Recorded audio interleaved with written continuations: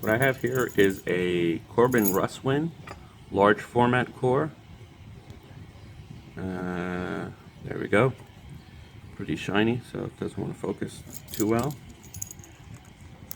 So this is a 6-pin lock. There's the lug moving, the control lug, which keeps it locked in its housing. And here's the operating key, which spins the core. The lug is moving around a little bit, but it's still locked in place. So on the top is the operating key, and on the bottom is the control key. So usually, in order to spin that control lug, you're going to pick to that first. And the reason is when you have your operating key, the key pins sit at shear line, obviously, the standard shear line, and it makes you able to spin the plug. And then when you have your control key, the key pins sit below the standard shear line, and the 4 drivers in slots 2 through 5 are taller, and they sit higher at the control line, and they have small wafers on top, so that way when you're turning this, the springs in 2 through 5 don't just slide against that lug. They have thin wafers in there.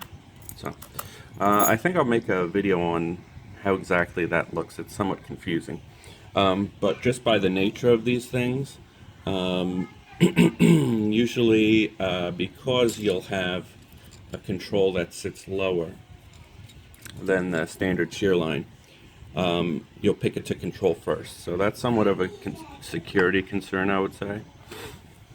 And then just because the way this is produced, on chamber 1 and chamber 6, usually those will bind first.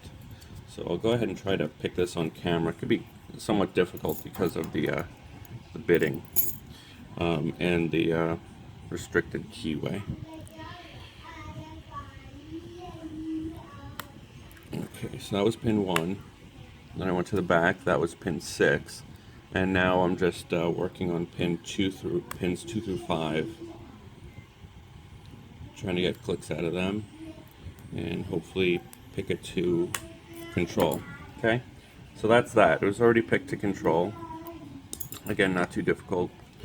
There aren't any types of security pins in here. What makes this lock difficult is that you have a somewhat restricted keyway. Somewhat. You can't really pick it from. I'm not sure how well this will show up on camera. You can't really pick from down here, from this ledge up, because of the shape of the warding here.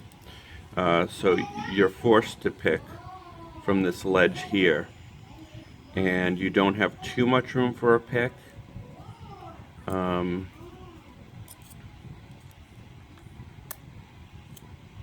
But you know, this is pretty extreme bitting here.